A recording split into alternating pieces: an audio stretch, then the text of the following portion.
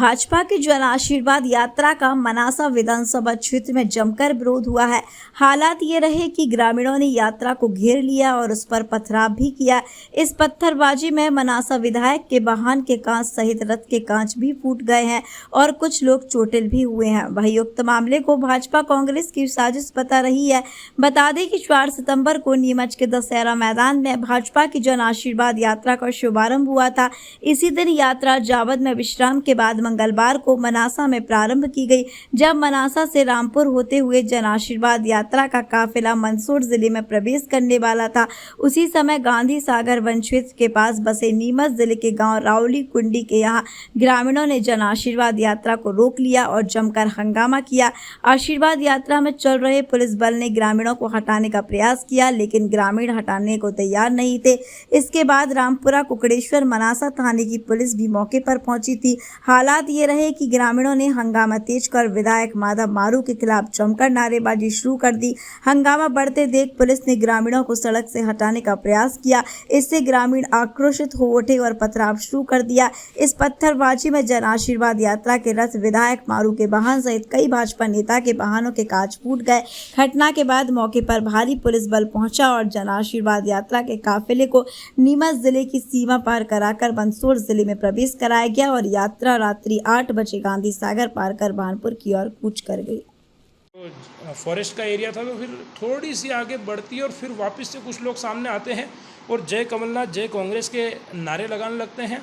और उसके बाद जब उनको भी समझाने का प्रयास होता है कि भाई रास्ता छोड़ें आप और कोई बात होगी तो बात करेंगे, तो जनता, वहाँ के ग्रामीण जन समझ जाते हैं। लेकिन वो जो उपद्रवी थे और कुछ जो भोली भाली जनता थी जिनको कांग्रेस के द्वारा उकसा दिया गया था, तो फिर वहाँ जाकर समझ में आता है कि ये कांग्रेस के द्वारा रचित एक षड्यंत्र है और ये समाज और जनता नहीं है, बल्कि कहीं न कहीं उकसाई हुई जनता है। भोली भाली जनता को कहीं न कहीं कांग्रेस के द्वारा, और वहाँ कांग्रेस का कार्यकर्ता बड़ी जिस भूमिका में था, क्योंकि जनता के द्वारा पत्थर नहीं बरसाए गए, लोगों के द्वारा पत्थर नहीं बरसाए गए, उन लोगों के द्वारा पत्थर बरसाए गए जो इस प्रकार की नारेबाजी कर रहे थे।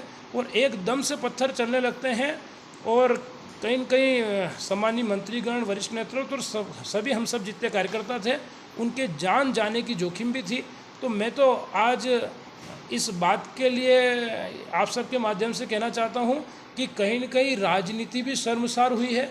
कहीं न कहीं हमारा ज़िला जो बहुत ही शांति के लिए और सुव्यवस्था के लिए, अपनत्व के लिए पहचाना जाता है, वो ज़िला भी कांग्रेसियों की इस कृत्य के कारण से शर्मसार हुआ है।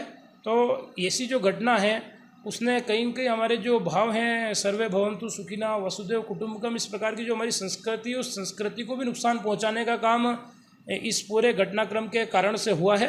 पर जनता सब समझती है और जनता ये जानती है कि इस प्रकार का सोच और इस प्रकार के लोगों को जनता किसी भी हालत में स्वीकार नहीं करेगी।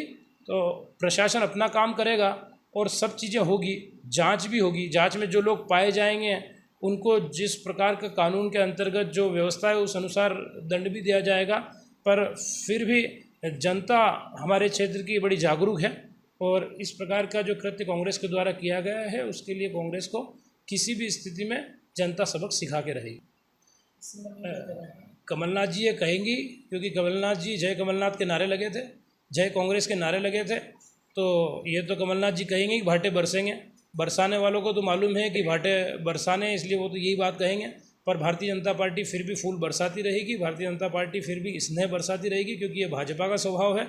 और कांग्रेस पत्थर बरसाती रहेगी, क्योंकि ये कांग्रेस का स्वभाव है। जैसे हम क्षेत्र जब रावली कुई और उस क्षेत्र में जाते हैं, तो वहाँ के जो ग्रामीण जन थे वो भी वहाँ मंच लगाकर और बड़ा स्वागत यात्रा का करते हैं और इस बात के लिए वहाँ धन्यवाद भी करते हैं कि आपने हमारी जो समस्या थी, जो हमारी चरणोई की जो जगह रिजर्व करनी थी, उसमें भी आपने सहयोग किया। इस प्रकार से भी एक उत्साह का माहौल था और जिसको लेकर अभी कुछ ही दिन पहले सांसद जी का भी धन्यवाद करने के लिए वहाँ के लोग मंदसौर तक गए थे। उसके बाद फिर मुझ तक भी आए थे और एक अच्छे माहौल को उनने वहाँ भी प्रकट किया। पर जैसे यात्रा थोड़ी सी फिर आगे जाती है तो कुछ ग्रामीण जन और कुछ वहाँ के लोग यात्रा को रोक लेते हैं। यात्रा को रोकने पर जब वरिष्ठ नेतृत्व सम्मानीय कैलाश जी, सांसद जी, देवड़ा जी, बंशीलाल गुर्जर जी और सभी लोग जब उनको समझाते हैं कि हमने पूर्व में भी जो समस्या हमारे सामने आई थी उसका समाधान किया है, और आज भी कोई समस्या है तो उसको मिल बैठकर समझेंगे, सुनेंगे, क्योंकि भारतीय जनता पार्टी की सरकार किसानों के समाधान के लिए ही है। तो जब उस दिशा में बातचीत होती है और उस दिशा में जब लोग भी समझने लगते हैं, और लोग समझकर, और जब अन्य दूसरे लोगों को वहीं के ग्रामीण लोग समझाते हैं कि भाई जाने दो, और जब थोड़ी सी रथ जब यात्रा आगे की ओर फिर धीरे धीरे चूँकि निकलने लगती बड़ी। रेल मंत्री अश्विनी वैष्णव जी ने भी सभा को संबोधित किया, सम्मानित राष्ट्रीय महासचिव कैलाश विजयवर्गीय जी ने सभा को संबोधित किया। उसके बाद अगले दिन जब जावत से सरवानिया, मोरवन, बसेड़ी, लासूर होते हुए जब मनासा के अंदर यात्रा घुसी तो पूरे रास्ते भर 100, 150, 200 के लगभग स्वागत हुए, बड़ी बड़ी संख्या में स्वागत हुए, हर गांव ने स्वागत किया, और इतने फूल बरसे कि पूरे रास्ते पर फूल ही फूल हो गए।